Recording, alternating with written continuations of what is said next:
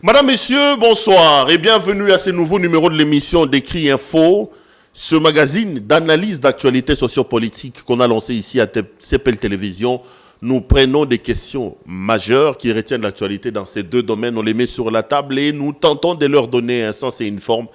D'où d'ailleurs le concept et le slogan évocateur de cette émission lorsque nous disons d'Écrit Info, c'est le tempo de l'actu selon notre feeling. Nous avons notre manière à nous de sentir les choses et de les voir. Nous ne disons pas qu'est-ce que nous disons ici est une parole d'évangile. Vous n'êtes pas là pour dire oui et amen. Nous exposons nos propos et nos arguments aux étampes de vos critiques parce que nous restons convaincus que du choc d'idées, la lumière finit toujours par jaillir. Vous le savez, j'ai l'habitude de les dire et je le répète d'ailleurs, ce n'est pas de la récitation, c'est des choses auxquelles je crois fermement, même si ça fait un temps, la plupart de mes téléspectateurs se moquent de moi. Ils m'appellent pour répéter ma façon de présenter l'émission, surtout mes entrées de l'émission. Ça me fait plaisir tout en rigolant avec vous. Ça démontre l'intérêt particulier que vous accordez à ce que nous faisons et surtout l'attention que vous apportez à ce que nous disons ici. Je voudrais vous dire d'ailleurs pour ça un grand merci. La main sur le cœur, je tiens à dire merci. J'ai vu des gens m'appeler de partout pour me dire que Perrault, tu travailles dans des conditions terribles, tu transpires, qu'est-ce qui se passe? Je l'ai dit dans l'émission que vous ne le savez peut-être pas, vous n'habitez pas Kinshasa, ça fait beaucoup de temps que nous avons des problèmes d'électricité ici, nous tournons sous groupe électrogène et lorsque vous travaillez sous un groupe, vous ne savez pas allumer tous vos climatiseurs. Certains de nos téléspectateurs m'ont appelé pour apporter leur contribution, qui veut acheter un groupe à un gros groupe, qui veut ceci. Ça me va droit au cœur et je tenais vraiment ici à vous le dire merci pour votre attention. Merci aussi parce que vous n'arrêtez pas de vous abonner massivement. Continuez à les faire, continuez à liker nos vidéos, à les partager comme vous êtes en train de les faire. Les amis, aujourd'hui, l'actualité reste encore dominée par les consultations lancées par le président de la République.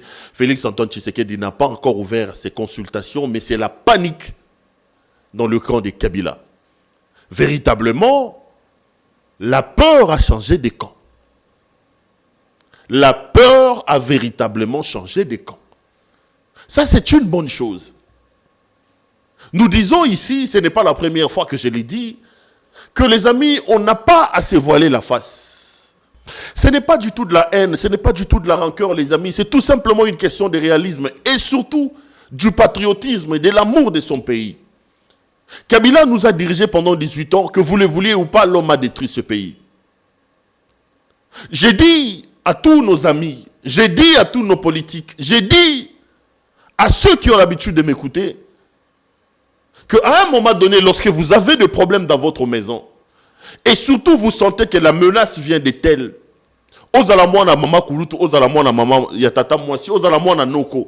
les gens ont l'habitude de taire leurs divergences.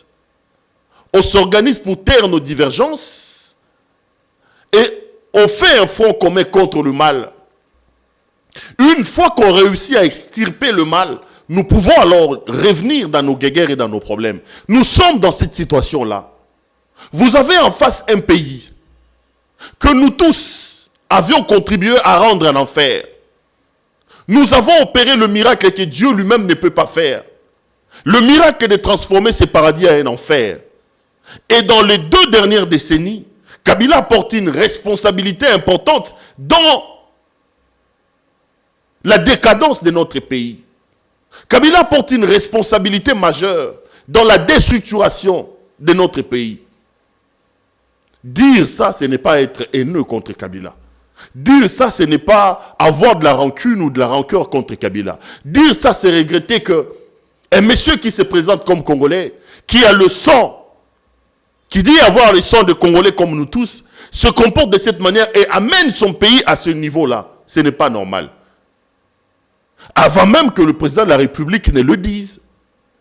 Moi, j'avais appelé à une union sacrée. J'avais lancé un appel ici à Martin Fayoulou, à Moïse Katumbi, à Jean-Pierre Bemba, à Franck Diongo, à tous ces hommes-là, en leur disant, hé les gars, on a besoin de vous. Mettons en avant l'intérêt supérieur du pays. Trouvons des mécanismes pour se mettre ensemble. Créons une union sacrée pour bouter Kabila en dehors. Pour mettre Kabila hors d'état de nuire. Après, on reviendra. Je suis content que ça se matérialise. Mais on sent qu'il y a de la panique dans le rang des Kabila. Le président n'a pas encore lancé officiellement les consultations, mais Kabila l'a précédé. Hier, il a reçu le chef de file du FCC. Aujourd'hui, tous les députés et sénateurs sont à Kingakati. Ils avaient reçu la convocation. Kabila veut donner l'impression qu'il est en train de resserrer les liens autour de lui, les rangs autour de lui. Ça, c'est tout simplement une preuve, un signe que c'est la pagaille, c'est la panique dans son rang, que l'eau est en train d'entrer dans le bateau de partout. Et tous les vrais Congolais doivent soutenir ça. Qu'ils prennent son mal en patience, qu'on attende les consultations que le président de la République va lancer. Même s'il veut aujourd'hui donner l'impression qu'il a encore sa majorité artificielle, confortablement cousue par M. Corneille Nangaa. Il a convoqué les gens là-bas, chez lui à Kingakati, pour leur donner soi-disant des mots d'ordre. On va voir ce que ça va donner, mais on peut tromper pendant un temps un peuple, mais on ne peut pas tromper tout le temps et toujours un peuple. Kabila aura affaire à tout un peuple. Parce qu'il a tellement fait du mal à ce pays. On attend que le président de la République, on a épilogué largement là-dessus. Je vous ai donné mes hypothèses à moi. Peut-être en passant, je voudrais rappeler ça. Il est clairement établi que le président de la République a déjà sa décision. Le président sait ce qu'il est en train de faire. Moi, j'ai souvent été alarmiste ici, parlant de Félix Antoine Tshisekedi Tshilombo. J'ai souvent lancé des appels pathétiques ici, en lui disant, monsieur le président, pas ça. Monsieur le président, vous nous amenez droit vers un mur. Ici, dans cette émission, j'ai dit, monsieur le président, vous avez signé des accords contre nature qui n'honorent pas le combat de votre papa. Les accords que vous avez signés donnent des béquilles à Kabila. Si le président de la République donne aujourd'hui l'impression d'avoir entendu l'appel des Congolais, les cris des Congolais qui disent, oui, tout sauf Kabila, on est en droit de les soutenir. Et moi, je suis heureux de constater que d'une certaine manière, nous ne prêchons pas dans les déserts. Ce que nous disons ici arrive quand même aux oreilles des gens. En réalité, le schéma, le scénario est déjà fait. Félix Antoine Tshisekedi a tout simplement voulu habiller, donner une forme, légitimer sa démarche. Mais il a déjà pris ses décisions. On lui a dit, et il s'est laissé convaincre qu'il fallait un peu de stratégie, un peu de diplomatie. Lorsqu'il vous dit que je ne laisserai aucun engagement politique primer sur mes prérogatives constitutionnelles, ni sur l'intérêt supérieur de la nation, ça veut dire qu'il nie, il renonce déjà à ses engagements. Avec Kabila, ces engagements qui nous amènent droit vers un mur. Et hier, j'ai parlé ici, j'ai donné des explications aux gens qui disent « Faites attention au président Félix ». Parce que c'est un homme qui ne respecte pas ses engagements. Il a signé à Genève. Après, il a renoncé à ça. J'ai dit que s'il faut trouver un traître à Genève, le premier traître, c'est Martin Fayoulou. Et je l'assume et je le répète. Les fayoulistes doivent faire attention. Ici, nous parlons pour la République, nous parlons pour le Congo. Donnons-lui une chance, Félix Antoine Tshisekedi. Il nous donne l'impression de quelqu'un qui veut s'émanciper, qui veut se débarrasser de ces lourds poids, de ces poids plutôt lourds, qui est Joseph Kabila. Donnons-lui une chance, participons à ces consultations et voyons ce que ça va donner. Si au terme des consultations, nous sentons que ce pourquoi nous sommes venus participer aux consultations ne répond pas aux conclusions, on peut se retirer. Mais refuser d'emblée la main tendue en disant qu'il ne respecte pas parce qu'à Genève, les premiers traîtres étaient M. Fayoulou. Fayoulou prie dans la même église avec Félix. Il se retrouve et dit, frère Fayoulou, oui frère Félix. Bon, comme on est des frères, nous avons le Saint-Esprit, tu me votes, je te vote. Ils arrivent là-bas, Fayoulou a voté pour son frère de Bandundu. Il a trahi le serment, il a trahi les accords secrets qu'il avait eu avec son frère d'église, Félix Antoine Tshisekedi. Il est allé voter pour des raisons tribalo-ethniques quelqu'un de l'extérieur. Et lorsque l'autre se sent lésé et qu'il se retire après, vous voulez lui dire qu'il a trahi. C'est Fayoulou qui a commencé par trahir. Fayoulou a trahi Moïse Katumbi. Fayoulou a trahi Jean-Pierre Bemba. Ne nous voilons pas la face. Aux élections de 2018, Fayulu n'était pas le candidat qu'il est aujourd'hui. Il n'avait aucune épaisseur. Fayulu n'avait pas d'épaisseur. Mende nous a dit que c'était un candidat né. Aujourd'hui, la politique est dynamique. Il a profité de ce mouvement de la Mouka pour avoir un peu de poids aujourd'hui. Mais en 2018, Fayulu n'était pas un grand politique. C'était pas un grand candidat. Il a profité de la situation. Moïse Katumbi a mis des moyens. Malheureusement, aujourd'hui, je ne sais pas s'il se regarde encore en odeur de sainteté avec Moïse Katumbi. Donc, donnons la chance à ces consultations. Donnons la chance à la volonté exprimée de Félix Antoine Tshisekedi de s'émanciper de Kabila. Et réglons-nous des problèmes après. J'ai dit que c'est la panique. L'eau entre de partout dans le rang de Kabila. Et la preuve, c'est la multiplication des réunions. Bakuta na Showbiz, Bakuta na Rotana, le Lomana Kingakati, papa, tu avais l'armée, tu avais la police, les services de renseignement, l'économie, pendant 18 ans. Tu giflais même les gens à Kingakati là-bas. Posez la question à Zakari Bababasso. Mais tu as amené le pays où? Tu as amené le pays où? Parce que le lot sera au mot comme on peut amener notre Kingakati. Bokene Kingakati, sous la consultation, on va nommer un informateur et la majorité va basculer. Si la majorité ne bascule pas, le président va dissoudre le Parlement. C'est ce que les Congolais attendent. Le président va dissoudre le Parlement, même si ce n'est pas mon option. L'option est la meilleure, c'est qu'il faille aujourd'hui que la majorité bascule. Il faut nommer un informateur. Si au terme du travail de l'informateur, la majorité restait toujours auprès de Kabila, on dissout le Parlement. Aujourd'hui, les amis, je viens parler d'un cacique de la Kabylie. Un homme que beaucoup qualifient d'orgueilleux, d'arrogant, qui était à la fois un père de Mobutu, qui a été recruté, amené à la politique par Mobutu, par Kengo Adondo. Il a travaillé avec Kengo Adondo. Après, il est allé au RCD.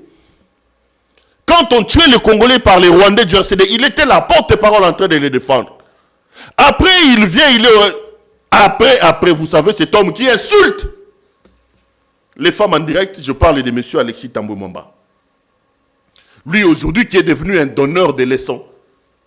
Il attend chaque occasion pour donner des leçons au président de la République. Vous savez ici qu'il y a une rumeur sur une fille qui est passée dans les réseaux sociaux avec un enfant. Je n'ai pas envie d'entrer en profondeur. Je vous amènerai un jour cette fille-là sur mon plateau. Une fille parle ici à la télévision avec un enfant. Il réclame, il dit, il pointe quelqu'un comme étant son père. Il dit qu'il travaillait chez quelqu'un. Et ce monsieur-là l'a engrossé à Sundolimouane. Regardez, suivez mon regard. Un jour, je reviendrai sur ça. Je voudrais parler de M. Alexis Thambwe Mwamba. Vous savez ce que je pense de cet homme? Thambwe Mwamba a revendiqué la destruction d'un avion de ligne. Nous sommes en 98, je crois, ou 99. Plus de 50 Congolais sont morts, abattus par le RCD. Le lendemain, M. Alexis Thambwe Mwamba est passé sur RFI pour dire, reconnaître, il dit que nous avons abattu un avion. Et pour ça, M. Thambwe Mwamba a eu une plainte contre lui en Belgique.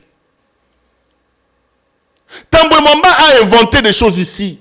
Il a fait une conférence de presse où il nous disait que Moïse Katumbi Tchapwe a amené des mercenaires. Il a parlé de 600 mercenaires.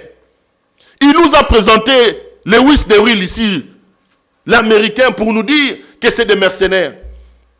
Moins de 2 ans ou de 3 ans après, Thambwe Mwamba est incapable de nous montrer un seul mercenaire de Moïse Katumbi. Thambwe Mwamba, c'est l'homme qui n'a aucun poids politique, les amis. Mais pour récompenser le travail de SAP qu'il a fait, pour récompenser le travail qu'il a fait autour de Kabila, le travail qui a amené le pays vers un gouffre, Kabila a oublié un type comme Modeste Bahati Lukwebo. Malgré le poids politique de Modeste Bahati, il est allé prendre Thambwe Mwamba, il lui a donné le Sénat. Thambwe Mwamba, Alexis. C'est cet homme qui a travaillé avec Mobutu. C'est cet homme qui a travaillé avec le RCD. C'est lui qui a été à la base avec Kalev de la maltraitance contre Moïse Katumbi. Conférence de presse le matin, conférence de presse le soir. Posez la question à Jacques-Claude Mouyambo. Lorsqu'il parle d'Alexis Thambwe Mwamba et il parle de M. Kalev Moutonte, vous aurez des larmes aux yeux. Parlez avec les poches de Katumbi lorsqu'ils évoquent Alexis Thambwe Mwamba. Bandeko, Mboke Lengi, Mboke Komigou. Je suis heureux aujourd'hui de savoir que Thambwe Mwamba est en train de trépider en ce moment ici. La justice veut montrer le gant contre Alexis Thambwe Mwamba. Thambwe Mwamba a cru que l'affaire Bijou Goya a été terminée. Je vous annonce ici que nous sommes en plein rebondissement de l'affaire Bijou Goya. Bijou Goya, c'est qui? C'est la sénatrice Bijou Goya, élue dans l'ex-province du Grand Katanga. Elle est sénatrice. On se réveille un matin, on voit Thambwe Mwamba en train de lancer les travaux de réhabilitation de la salle de plein air au Sénat. Lorsqu'on demande, les amis, Thambwe Mwamba a dépensé 4,5 millions de dollars américains. 4,5 millions de dollars américains.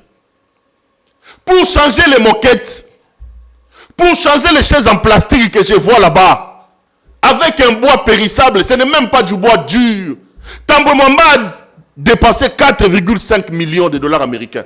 Pas d'appel d'offres, les amis. Il se réveille un matin, c'est le tout-puissant.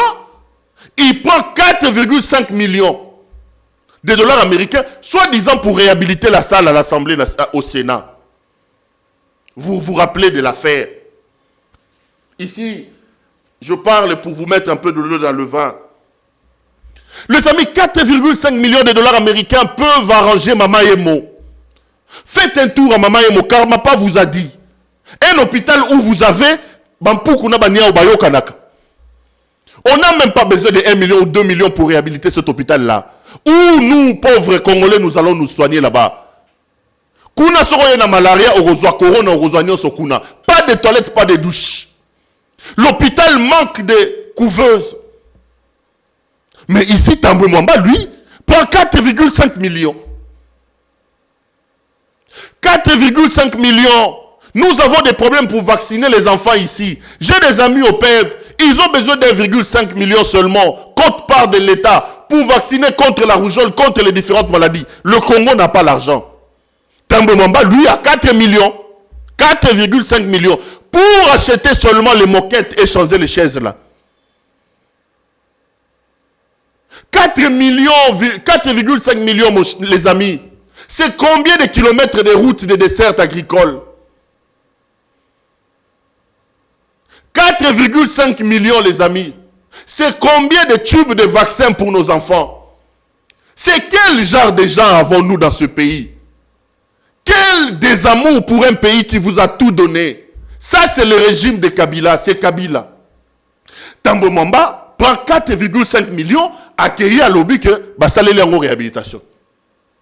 Bijou Goya, jouant son rôle de sénatrice, les amis. Il écrit à son président pour dire, monsieur le président, 4,5 millions au Yombongo, 1, et où tu wapi?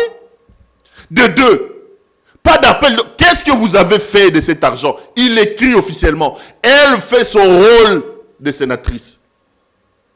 Le tout-puissant Thambwe Mwamba, caméra de la télévision en direct. Ça, je n'oublierai jamais.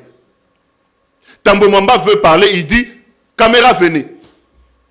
Il convoque les caméras en direct à la télévision nationale. Alexis Thambwe Mwamba se met à manquer du respect à cette dame. Elle dit des choses. Vous m'avez invité à prendre du champagne. Vous m'avez invité. Les amis, il a été désobligeant. Très désobligeant. On voulait vous nommer. On m'a dit que vous étiez de moralité. Ils ont parlé de votre moralité. Vous, Bandeko. L'issoumu ya mama ozanini atuni Thambwe Mwamba, les tout puissants, dans le régime de la Kabila, papa a dépensé 4,5 millions et salinini. C'est ça son péché. Cette sénatrice est femme mariée. Cette sénatrice a des enfants. Son mari regardait la plénière. Ses enfants regardent. Mettez-vous à la place de Bijou Goya. Tambo Mwamba l'a déculotté, l'a manqué du respect devant les gens. Tambo lui a manqué du respect devant les gens. J'ai dit ici, j'ai vu les gens du FCC, plein de déclarations. Lorsqu'un combattant de l'UDPS a insulté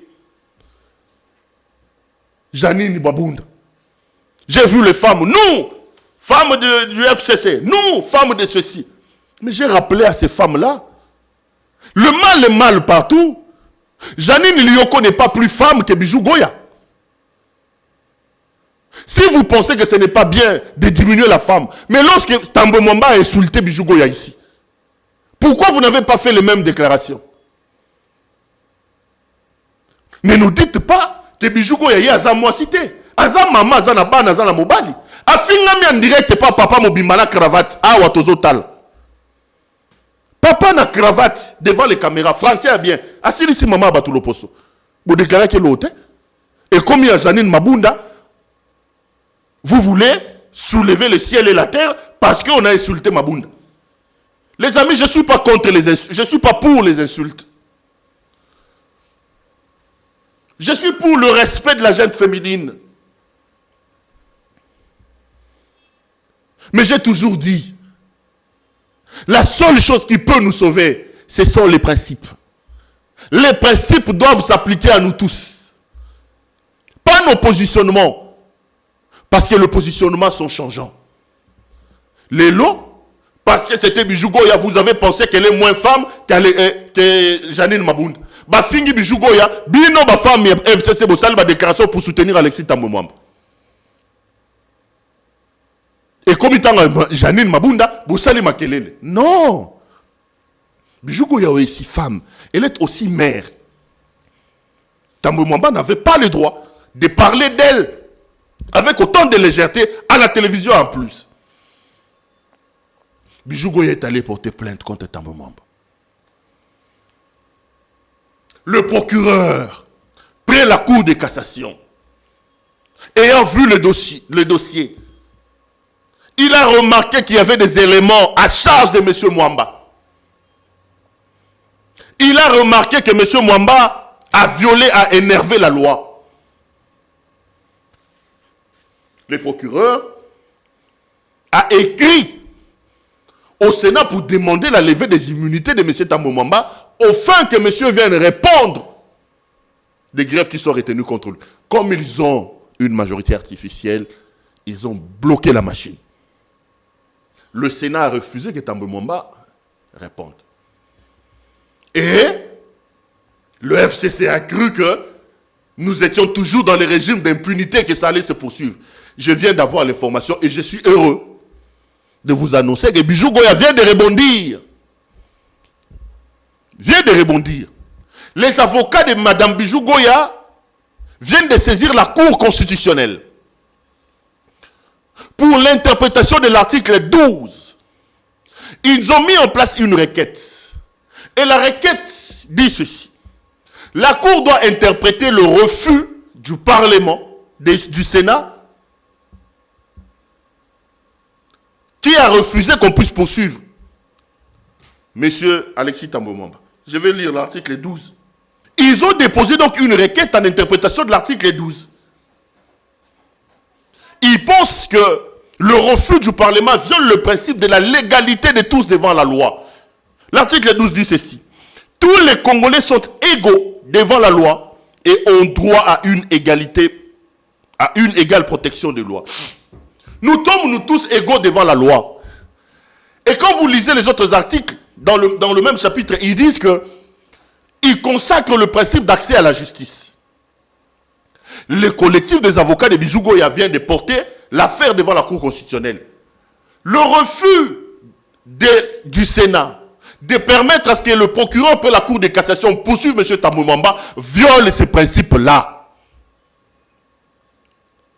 Tala kolenga ndenge zubango. Bijou Goya a porté ce qu'on a fait devant la Cour constitutionnelle. Les avocats ont demandé à la Cour d'interpréter l'article parce qu'ils estiment que refuser à ce que la justice fasse son travail viole le principe de l'égalité de nous tous devant la justice, devant la loi. Tambo Mwamba est un Congolais comme nous tous. Les gens ne doivent pas se cacher derrière leur position pour échapper à la justice. Tambo Mwamba, okosamba papa. Okosamba. Olobaki makambu enyokoli mwama ya batu. Okodiembela na sima ya ki président sénaté. Okosamba. Mboge lengi. Tambo Mwamba kosamba bandeko. Ngai journaliste, il suffit que je dise un mot. Combien de fois je suis allé au parquet? Combien de fois? Et pourtant, j'ai dit certaines choses qui sont vraies. Bon, les choses que j'ai dit ici sont vraies, que je dénonce ici. Pas certaines. Toutes les choses que j'ai dit ici sont vraies. Mais ici, sur le bagage, allez, moi, je dois aller répondre devant la justice. Je suis Congolais. Et comme on a tout à Tambo Mwamba, qui a manqué du respect à une maman devant les caméras du monde entier, parce qu'il s'appelle Tambo Mwamba, et qu'il a les faveurs de Kabila qui a fait de lui président du Sénat, il veut se cacher derrière ça pour ne pas répondre à ça. Tambo Mwamba n'est pas plus Congolais que moi. Tambo Mwamba n'est pas plus Congolais que moi. Il doit répondre de ses actes, de ses insultes devant la loi. Bijougo estime que Tambo Mwamba l'a injurié. Bijougo estime que Tambo Mwamba l'a insulté. Injure public. Et ils vont s'organiser dans leur majorité parce que Tambo Mwamba est président du Sénat à Kendete. L'homme doit répondre. C'est pour ça que tu as vu Kabila et ses hommes se battre pour contrôler la Cour constitutionnelle. Ils voulaient installer un régime éternel d'impunité. C'est pour ça que tu as vu Minaku, Obe Minaku Nzalandjoku et Gary Sakata proposaient des lois où le ministre de la Justice devait avoir un droit d'injonction sur la justice. Parce qu'il voulait se protéger. Mais Bandeko, tu diriges une institution au nom de nous tous. Nous avons des problèmes avec la gratuité. Comment on peut laisser Tambo Mwamba dépenser 4,5 millions pour changer seulement les moquettes et lancer les petits travaux qu'il a lancés au Sénat, qu'il ne veut pas rendre de compte? J'ai fait où? Nous devons arriver à un moment donné, il faut qu'on mette fin au régime des intouchables. Monsieur Tambo Mwamba a dépensé de l'argent au nom d'une institution. C'est l'argent de nous tous. Il doit rendre des comptes. Et Bijou Goya n'a pas péché en lui demandant des comptes, les amis. Madame Bijou Goya, ici, je veux vraiment saluer votre bravoure. Nous avons besoin de femmes courageuses comme ça. Je l'ai vu en larmes le jour où Tambo Mwamba l'a insulté. J'ai suivi son émission avec mon ami Peter Tiani. Elle était en larmes. Depuis ce jour-là, elle a assisté à Télémia Lobby Tambo et fois Fouta. Voilà les femmes que nous voulons. Maman, Maboko, là vous faites la fierté de la gente féminine. Tambo doit payer. Tambo doit se justifier. Alexis Tambo Mwamba. Il veut se mettre à l'abri dans leur régime là de Kabila. Cour constitutionnelle, bah si va changer. Parlement, tout va changer. Osuka papa Tambo Mwamba. Lukara sera ok mais la kingakati erango. Erango. Tambo Mwamba doit répondre. Il faut qu'il réponde. On est dans quel pays où quelqu'un peut se réveiller comme ça parce qu'il s'appelle Tambo Mwamba? Il prend 4,5 millions. Il dit que j'ai changé de moquette avec ça. On le laisse. Sa collègue lui pose la question, monsieur le président, qu'est-ce que vous en avez fait? Et il se permet de lui manquer du respect en direct. Et vous voulez laisser ça? Vous voulez laisser ça? Non. Ça peut pas, on ne peut pas laisser ça. Ce qu'on salue, intimidation. On a infiltré comme journaliste, tantôt journaliste, tantôt juriste, tantôt. Et pourtant, c'était des infiltrés, on croyait qu'on était des amis. Pour l'argent, ils vont aller s'acoquiner, ils vont aller chercher les services là-bas. Voulant même sacrifier, soi-disant, leurs amis. Tambo Mwamba doit répondre. Bijou Goya a déposé une requête à la Cour constitutionnelle. Et nous estimons, à juste titre d'ailleurs, nous soutenons la démarche.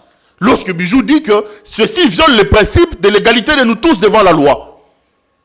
L'égalité de nous tous devant la loi veut dire que nous sommes égaux devant les lois. Nous devons nous tous répondre de la même manière. Nous devons avoir les mêmes protections, les mêmes obligations. La loi doit nous protéger nous tous de la même manière. Et nous devons nous aussi avoir accès de la même manière. Nous devons répondre nous tous de nos faits devant la loi de la même manière. Quand c'est Perrault Louara, c'est bon, il faut qu'il y ait un parquet. Quand c'est Tambomamba, non, j'ai des immunités. Non.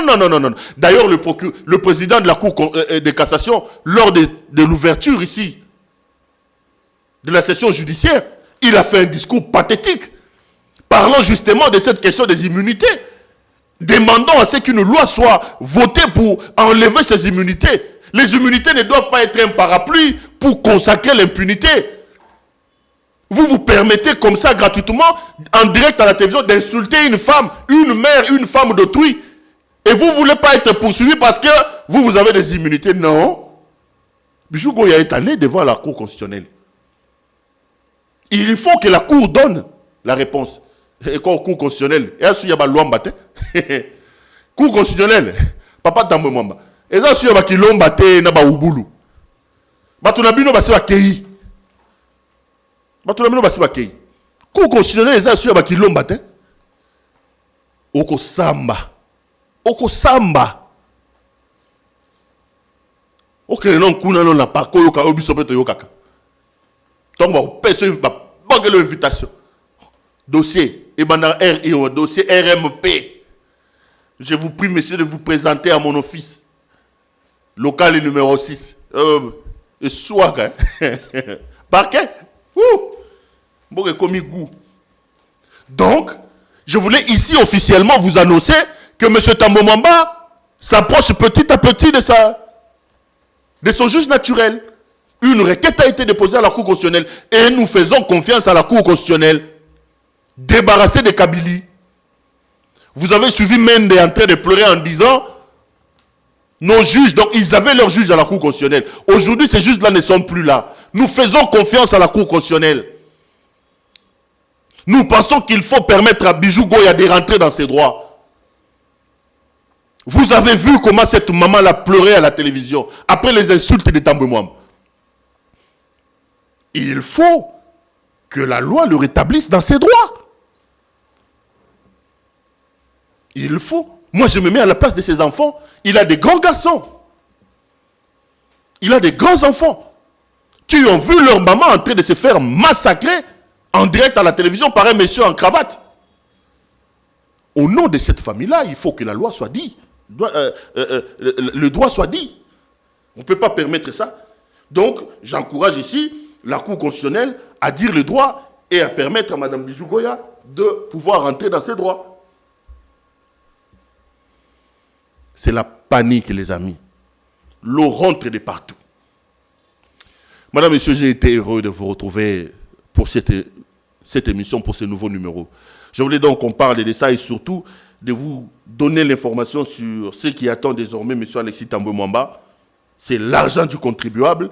Il doit répondre des insultes à l'endroit de Mme Bijou Goya, de la sénatrice Bijou Goya. On suivra les dossiers, on reviendra pour vous donner les informations. J'ai été heureux de vous présenter cette émission. Je le serai également en vous retrouvant pour un prochain numéro. Portez-vous bien et restez branchés sur nos programmes. Bonsoir chez vous.